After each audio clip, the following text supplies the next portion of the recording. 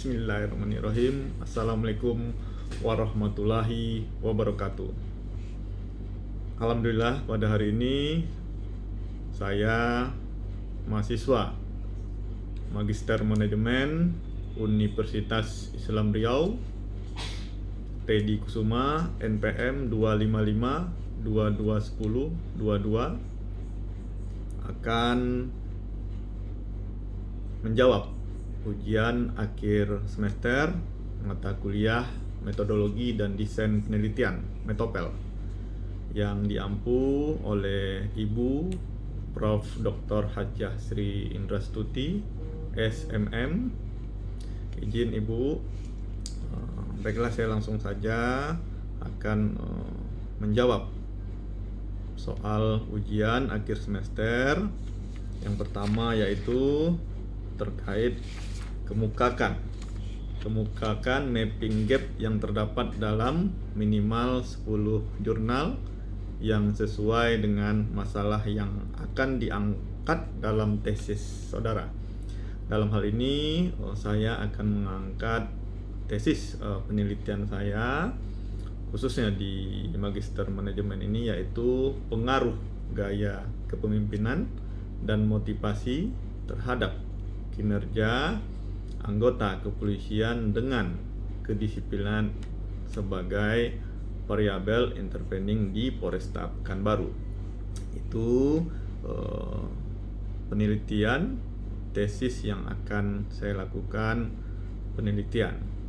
Itu dalam hal judul yang saya sampaikan tadi, pengaruh gaya kepemimpinan dan motivasi terhadap kinerja anggota kepolisian dengan kedisiplinan sebagai variabel intervening di Polresta Pekanbaru. Baik, saya langsung saja menjawab soal yang pertama, yaitu mapping gap yang terdapat dalam minimal 10 jurnal yang sesuai dengan masalah yang akan saya teliti. Baik, ada beberapa jurnal yaitu yang terkait dengan penelitian saya.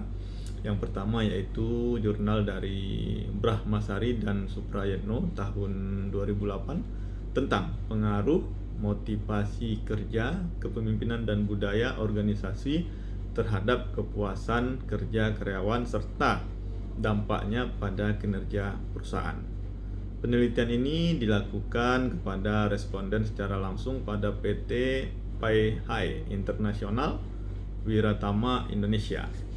Berdasarkan hasil penelitian membuktikan bahwa motivasi kerja berpengaruh positif dan signifikan terhadap kepuasan kerja karyawan. Itu jurnal yang pertama. Yang kedua yaitu jurnal dari Mudayana tahun 2010 tentang pengaruh motivasi kerja dan beban kerja terhadap kinerja karyawan.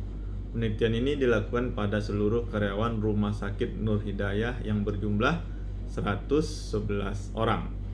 Dari hasil penelitian tersebut, ada pengaruh motivasi kerja terhadap kinerja karyawan di Rumah Sakit Nur Hidayah, Bantul. Ada pengaruh motivasi dan motivasi ekstrinsik terhadap kinerja karyawan di Rumah Sakit Nur Hidayah, Bantul. Yang ketiga yaitu jurnal dari Analisa tahun 2011, penelitian yang berjudul Analisis Pengaruh Motivasi Kerja dan Lingkungan Kerja terhadap Kinerja Karyawan. Berikutnya yang keempat yaitu Manparidi tahun 2012 yang berjudul Pengaruh Kepemimpinan, Motivasi dan Lingkungan Kerja terhadap Kinerja Karyawan.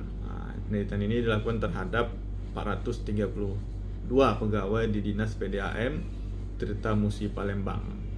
Berikutnya yang kelima yaitu jurnal dari Supriyanto tahun 2012 yang berjudul The Impact of Transformational Leadership and Organizational Commitment on Job Performance with the Anong Lecture of Faculty in the Islamic Maulana Malik Ibrahim Malang. Jadi populasi penelitian ini adalah 333 dosen. Hasil penelitian menunjukkan bahwa variabel kepemimpinan transformasional dan komitmen organisasi berpengaruh positif terhadap kinerja dosen. Yang berikutnya itu jurnal dari Trump tahun 2013 tentang gaya kepemimpinan dan budaya organisasi terhadap kinerja karyawan. Penelitian ini dilakukan terhadap 92 karyawan di perwakilan BPKP Provinsi Sulut. Selanjutnya jurnal dari Sri Mulyani tahun 2013, penelitian berjudul Pengaruh Motivasi Terhadap Kinerja Pegawai.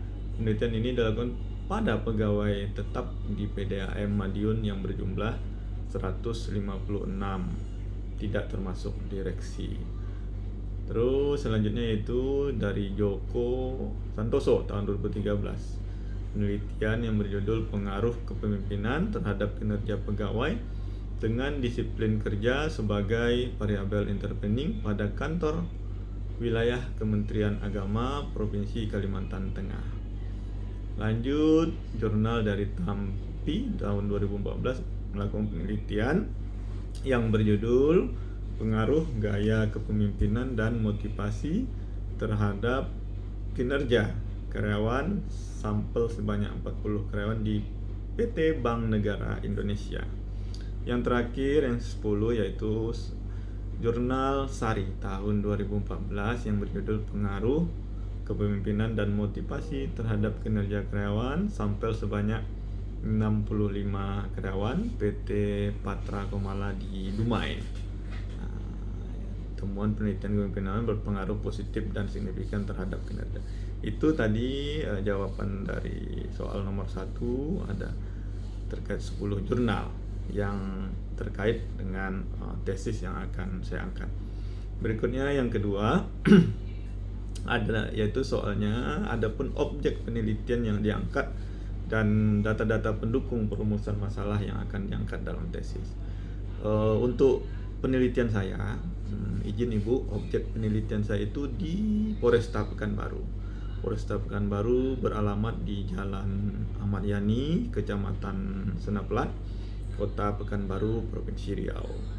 Terus data-data terkait saya peroleh dari bagian Sumda Poresta Pekanbaru, bagian Sipropam Poresta Pekanbaru, bagian masing-masing Sat Intelkam, Sat Reskrim, Sat Bimas, Sat Samapta, dan Bak SDM, Bakop yang ada di Poresta Pekanbaru. Jadi masing-masing akan saya ambil populasi dan sampelnya dari masing-masing personil di bagian Bak, Sat, dan Si tadi yang ada di Poresta Pekanbaru.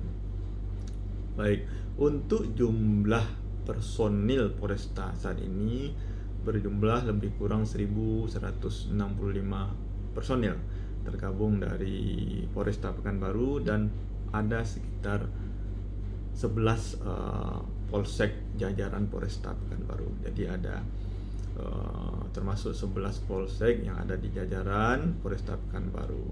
Jadi secara keseluruhan jumlah personil Poresta Pekanbaru itu berjumlah 1.165 personil.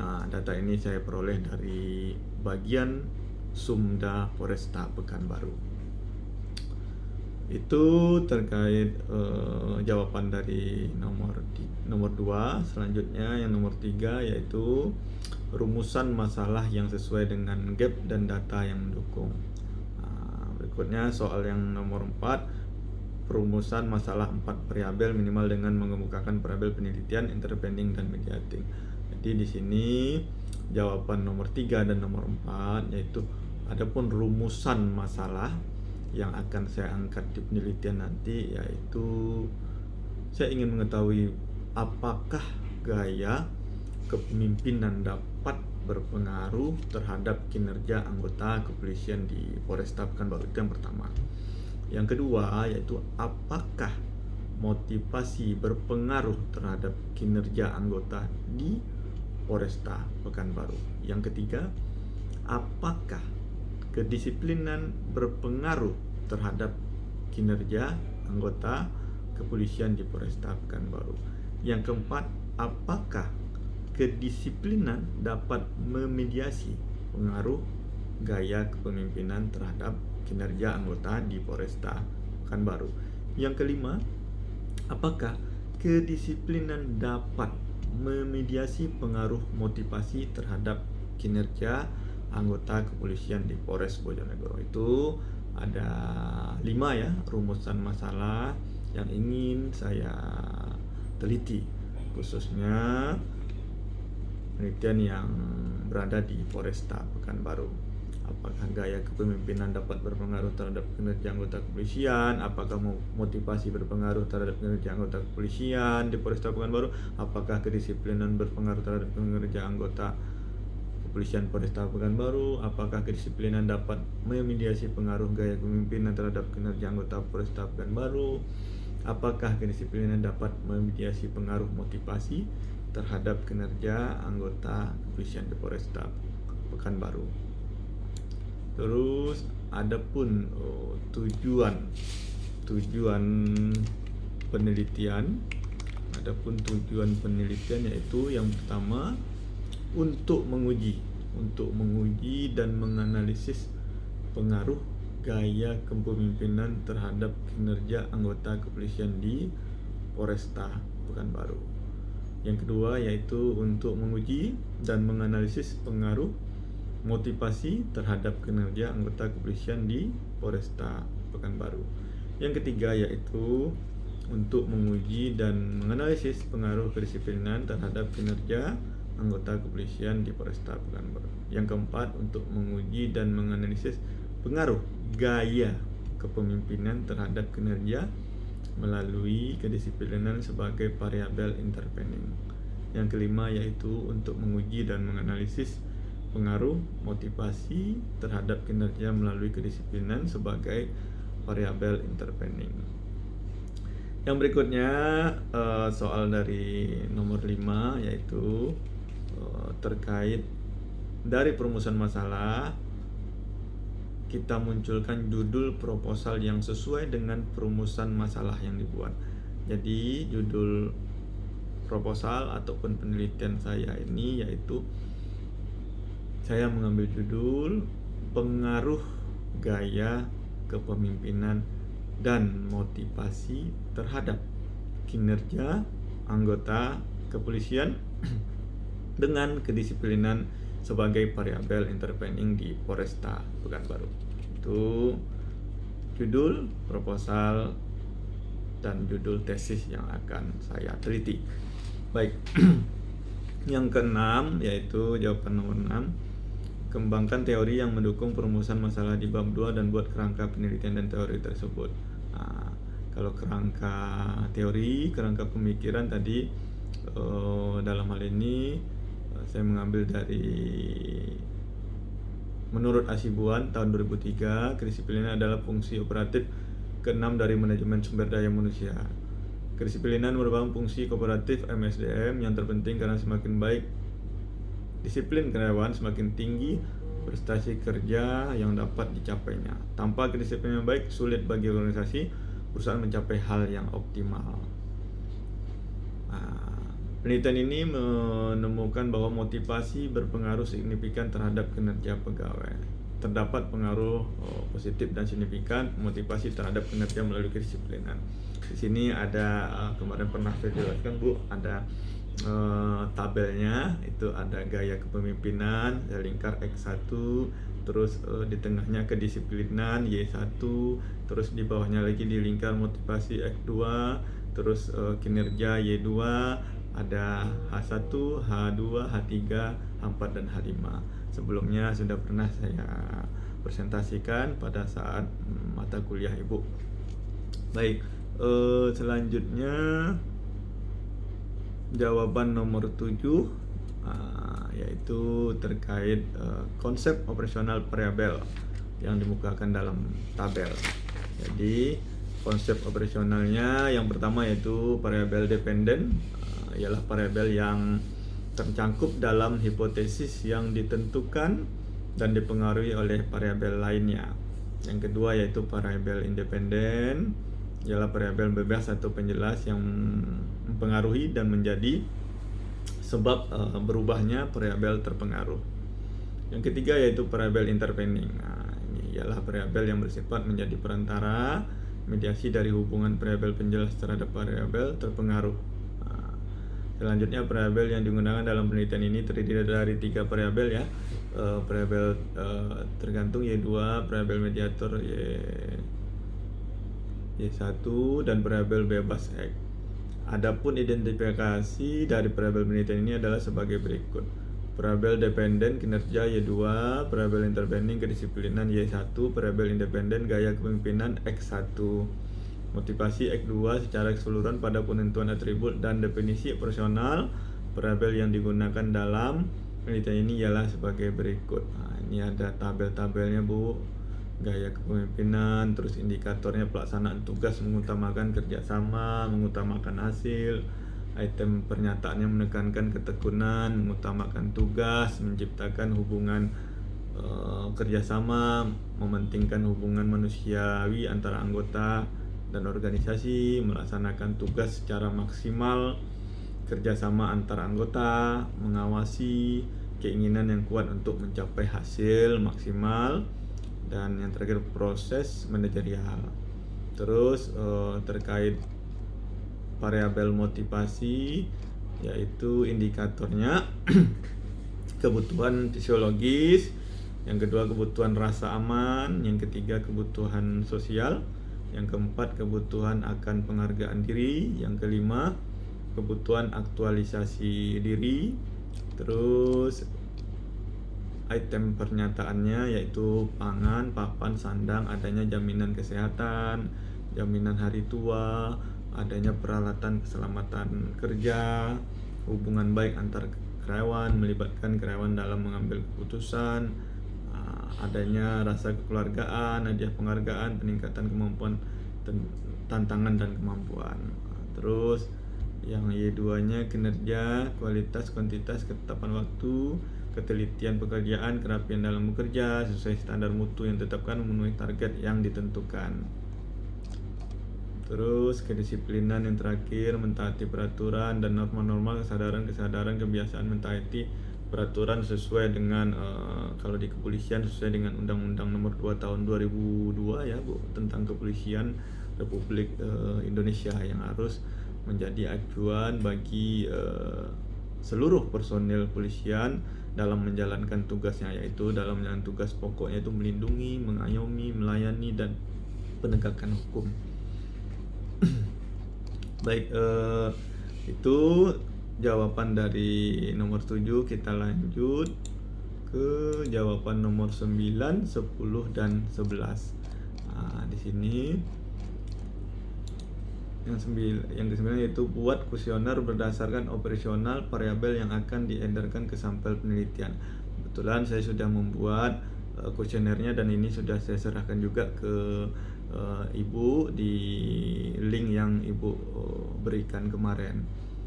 Jadi hasil penelitian dan pembahasan hasil penelitian, dasar operasional yang ada yaitu dasar-dasar hukumnya itu Undang-Undang Nomor 2 Tahun 2002 yang saya sampaikan tadi, terus Undang-Undang Nomor 17 Tahun 2007 tentang rencana pembangunan jangka panjang, Undang-Undang Nomor 14 Tahun 2008 tentang keterbukaan informasi publik, Undang-Undang Nomor 25 Tahun 2005 tentang pelayanan publik, Keputusan Presiden Republik Indonesia Nomor 70 Tahun 2002 tentang organisasi dan tata kerja Kepolisian Negara Republik Indonesia, Grand Strategi Polri 2024-2025, Reformasi Birokrasi Polri tahun 2010, Peraturan Kapolri Nomor 3 Tahun 2009 tentang Sistem Operasional Polri, Peraturan Kapolri Nomor 23 Tahun 2010 tentang organisasi dan tata kerja satuan-satuan organisasi pada tingkat Kepolisian Negara Republik Indonesia, Rencana Kerja Polres tahap Pekanbaru tahun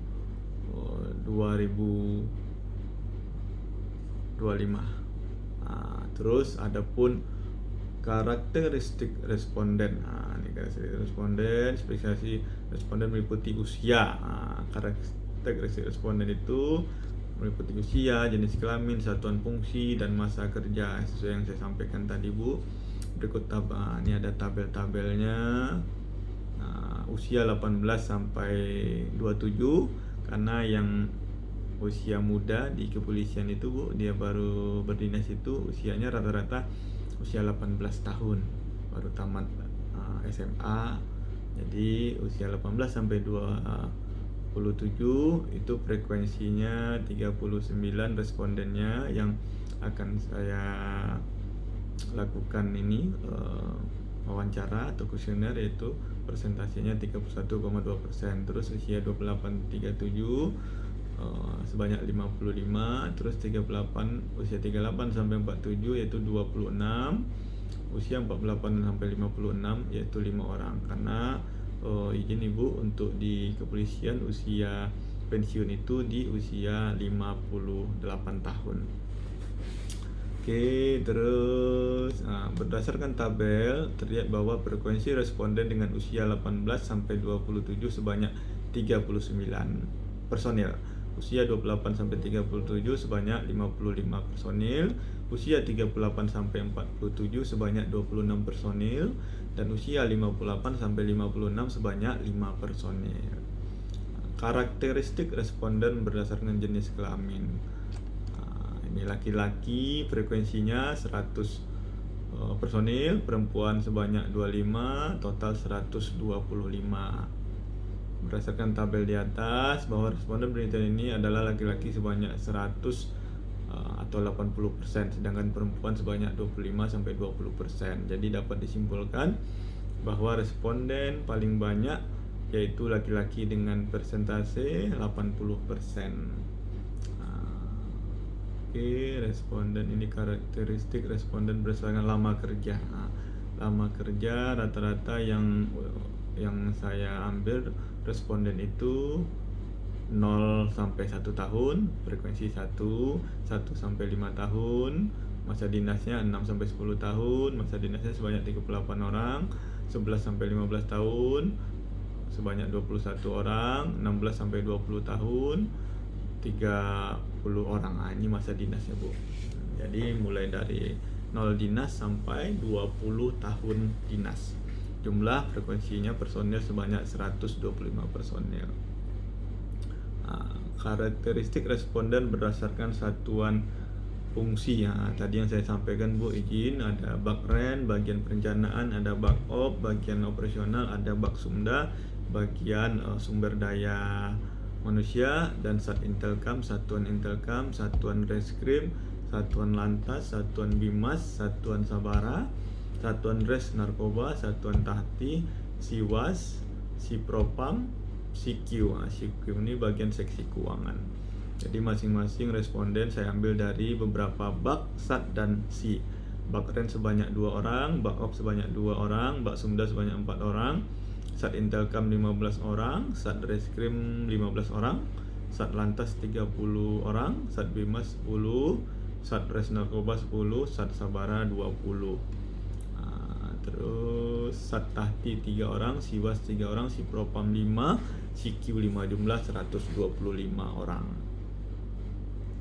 Oke, mungkin itu, Bu, jawaban dari soal-soal UTS yang telah Ibu berikan.